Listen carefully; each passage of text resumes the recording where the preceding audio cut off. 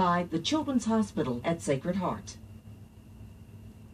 Well, Cox Communications recently held their annual Salute to Exceptional Students who are beating seemingly insurmountable odds. It was the students' special night, but one Cox hero says the award really wasn't about him.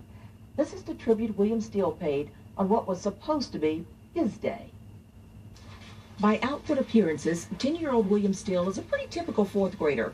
But when you know his story, you can see that he's had some difficult times for a child his age. That my dad died and my mom was in a tragic accident and she almost died. When Cox Communications held their Heroes Day to honor students across the Escambia School District who've overcome challenges and adversity, William was the student chosen at Pleasant Grove Elementary.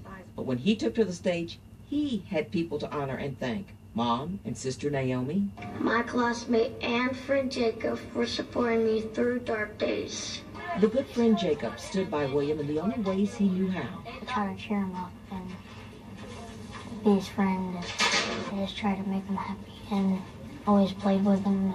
Last but not least, my science teacher, Mr. Foote, along with my fourth grade teacher, Miss Rickman, for teaching me academically and showing compassion when I need it. It's been an incredible experience for me. He has taught me and everyone in this room so much about just being resilient and determined, and just his spirit, his happy spirit has been just good for all of us.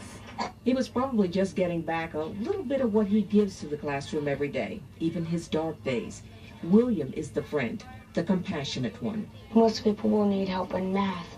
William would volunteer to help people in math, but he wouldn't give them the answer. He'd like say that you're like, erase that, just keep trying. Once he accomplishes something, his next main goal is to just help anyone he can in the room. He's immediately, the minute he finishes, he's looking, who can he help?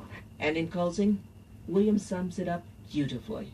We all need to have and be leaders in our lives, guiding and helping each other in the ways we know how. Thank you all for this award. Angels in Our Midst, brought to you by the Children's Hospital at Sacred Heart. So many incredible stories of resilience that evening, and this young man, I said, he did sum it up nicely. He took to the stage and said, hey, I've got to thank everybody else. And so well spoken at Yes, that age. he is. 10 years old, you believe that? Yeah, strong young